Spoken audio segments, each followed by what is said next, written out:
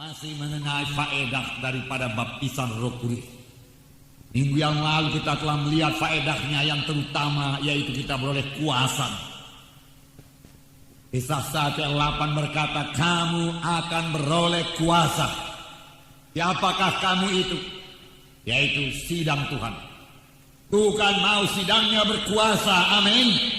Kuasa, power. Tuhan tidak mau sidangnya lemah-lemah.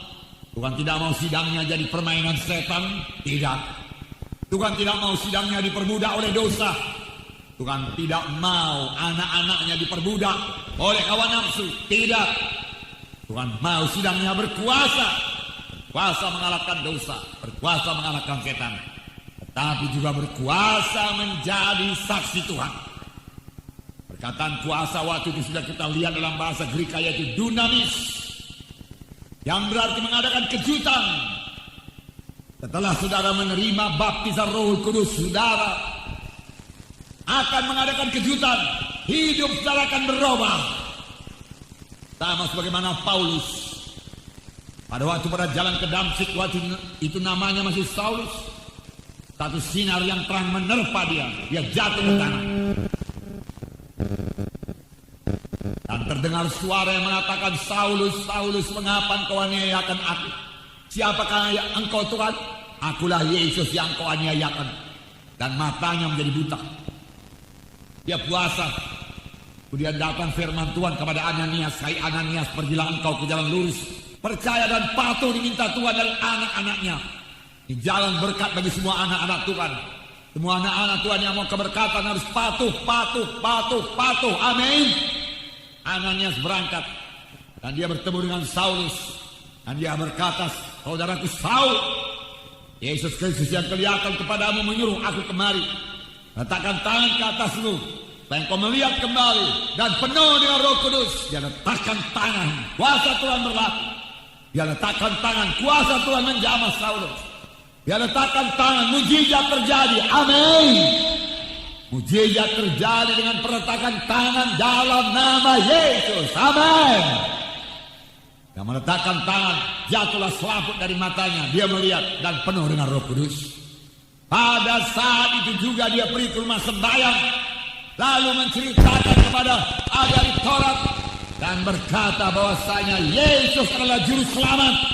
Orang menjadi heran. Perubahan ajaib terjadi pada Saulus setelah dia penuh dengan Roh Kudus. Amin. Demikian juga bagi saudara dan saya. Setelah saudara dan saya dipenuhkan dengan Roh Kudus, perubahan ajaib terjadi.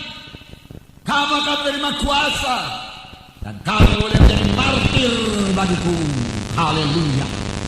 Pada akhir zaman ini, kalau kita mau menjadi saksi Tuhan, membawa jiwa-jiwa kepada keselamatan, kita harus menjadi saksi yang berani.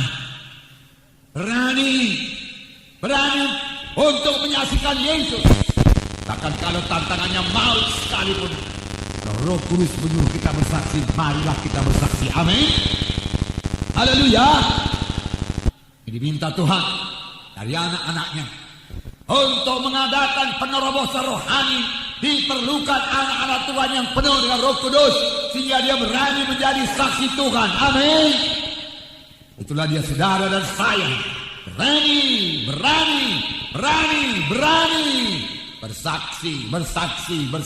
bersaksi. Amin. Berani bersaksi. Dalam Yesus tidak melayani sebelum dia dipenuhkan dengan Roh Kudus. Alangkah luar biasanya hak istimewa diberikan Tuhan kepada kita. Hendaklah kita, kalau kita dipanggil Tuhan, biarlah orang yang kita tinggalkan itu yakin bahwasanya kita ke sorga. Amin. Menggoyangkan kerajaan setan. Biarlah kerajaan setan dan pekerjaan setan dirusakkan terus menerus sampai Yesus datang kedua kali. Amin. Roh Kudus dicurahkan. Roh tercurah dari sorga, kuasa dari Yang Maha Tinggi untuk melengkapi sidangnya pada akhir zaman ini. Amin. Gereja bangkit di akhir zaman. Amin.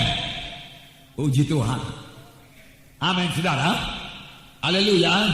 Biar kita membangun terus. Mari keberkatan terus. Mari berjalan pada jalan Tuhan. Mari bebas daripada semua ikatan-ikatan. Mari bebas dari kutuk dosa. Mari saudaraku, ikut ambil bahagian. Mari berdoa. Mari jadi saksi yang terima kuasa Roh Kudus. Amin. Haleluya. Jadi Yesus melayani saudaraku. Pada waktu dia berumur 30 tahun setelah Roh Kudus turun ke atasnya. Sebelumnya dia enggak pernah menyembuhkan. Saudaraku, enggak mengusir setan.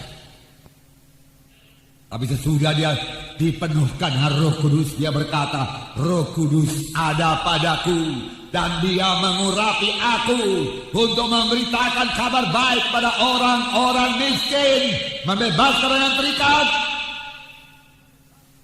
lepaskan orang yang tertawan. Apakah ini? Roh Kudus ada padaku, dia mengurapi aku untuk meletakkan tangan seorang sakit, lalu orang itu sembuh. Dia mengurapi aku untuk meletakkan tangan, lalu orang itu bebas. Dia mengurapi saudara untuk meletakkan tangan, lalu orang itu dapat baptisan Roh Kudus. Amin. Amin. Haleluya. Untuk itu Roh Kudus diberikan padaku. Untuk itu Roh Kudus diberikan. Puji Tuhan, puji Tuhan. Nah, saudara, jangan lupa, Yesus melayani bukan sebagai Tuhan. Firman Tuhan berkata dalam buku Filipi pasal 2, Yesus mengosongkan dirinya, meninggalkan segala kemuliaannya, dan menjadi sama seperti manusia. Pada waktu dia di bumi ini, jadi itu berarti dia sama seperti saudara, sama seperti saya, dan dia sanggup tidak berdosa.